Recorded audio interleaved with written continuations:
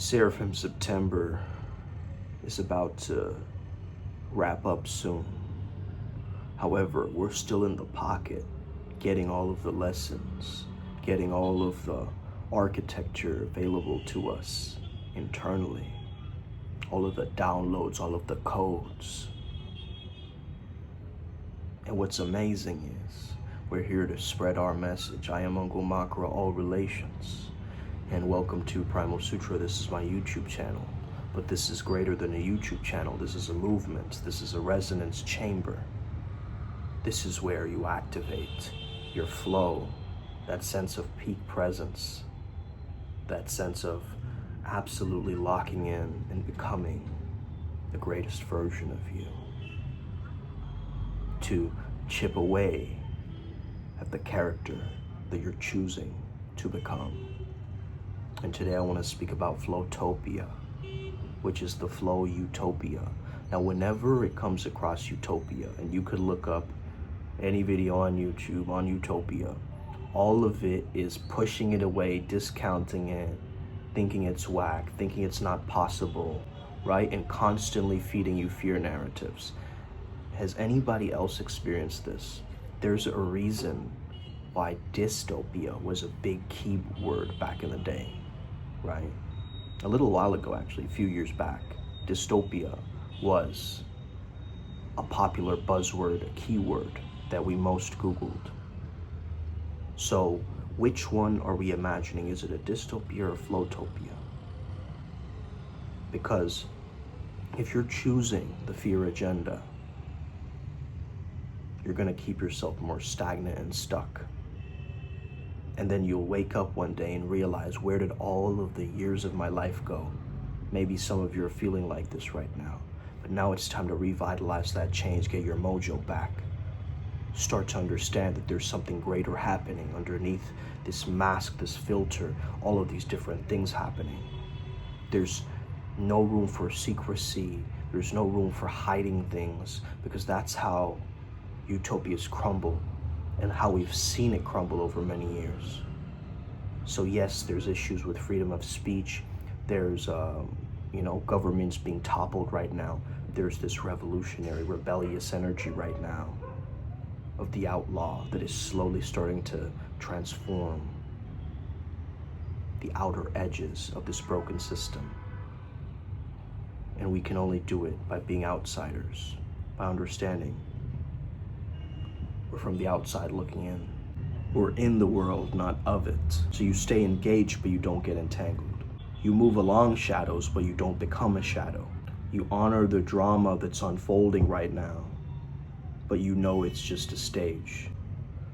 And all of this is being scripted, right? This divide and conquer strategy has been going on for forever, yo. So have things, but don't let them have you. Help the world, but don't be enslaved by its madness. And dance at the feast. By all means, dance at the feast. But just know that the feast ends. The paradox is the point. You're meant to be fully here, but without being consumed by here. That's how sages walk through the fire without burning. How mystics keep a smile in a collapsing empire. And how flow walkers like you taste freedom while still carrying a body. But this teaching is not just a Christian quotable. We see this in Vedanta, we see this in Buddhism, we see this in Taoism, we see this in Hermeticism, we see this in Sufism. All dressed in different robes, but the point remains the same. This is one of the sharpest koans that humanity ever inherited. So, like I said yesterday, state before circumstance is one of the ways that we're gonna create a flowtopia. Next thing is stop self-deprecating. That's keeping you in the fear narrative, and it's actually lowering yourself, and you're conspiring to believe that humility is a weakness. Whereas humility is actually beautiful, because from that Shoshin and beginner's mind, you can actually learn a lot more, right? You're not just hoarding information, right? Then you're never gonna be smart or learn. The next thing to understand is we live in an attention economy. So that means attention is currency. So aim your attention at creation, at connection. What lights your nervous system on fire? Do that. Flow is the sweet spot where effort feels like play. So we should all be chasing the activities that make time vanish for us. What if we start to stack small wins into transcendence? Write one page, lift one set, speak one truth. Daily loving conscious non-negotiables. And we just do these 3 things. And never underestimate the compound interest of that. Build skills, bonds, and visions that keep paying you in vitality and meaning. State, attention, pleasure, micro-mastery, infinite play. Play the infinite game. Stop chasing trophies. After all the applause fades away, you still have value, you still have the meanings of your life set, and knowing thyself is the way to win. Right now, people don't believe in utopia because of the elite theater going on, right, on the planet. You see it sort of used as a moral anesthetic, dressed up as a philosophy. So people at the top can keep siphoning from the top while calling themselves caretakers. This whole argument smells like a confidence trick.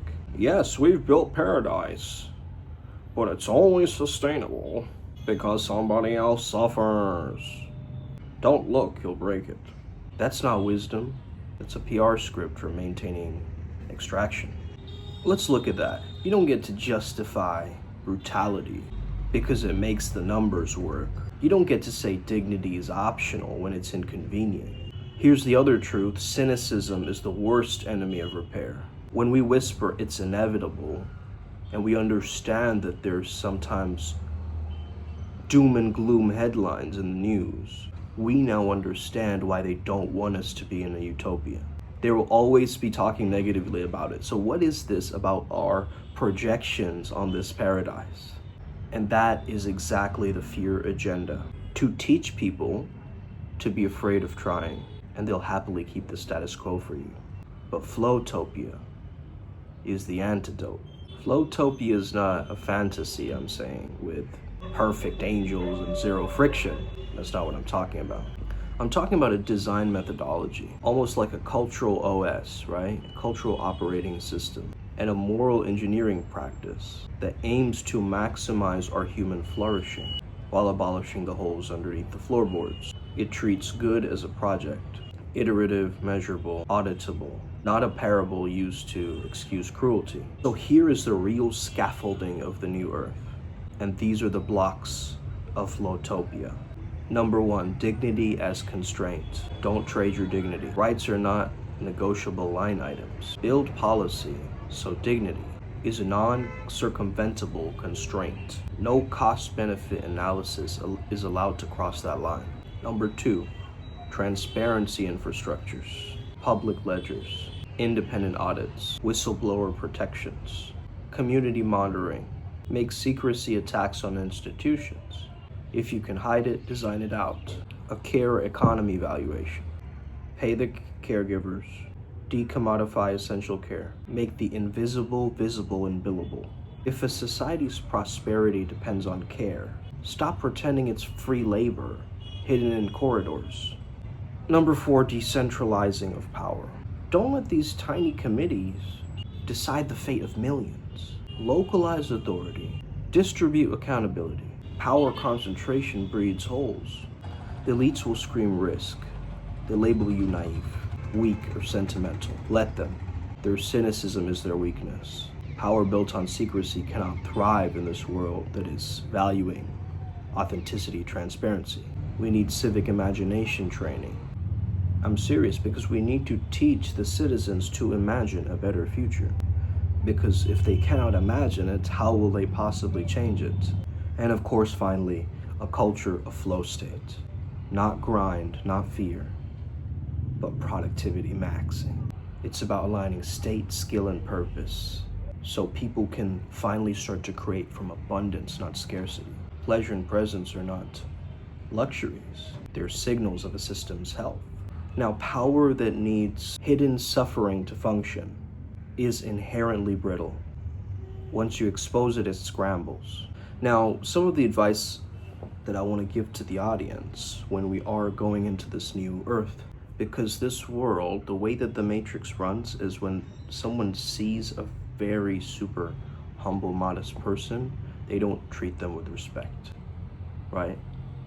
They kind of put them down, they challenge him, they bully them to show that they're lower than that other person. So it's always this game of dominance going on. But if you keep self-deprecating, you let the fear narrative win. You get that?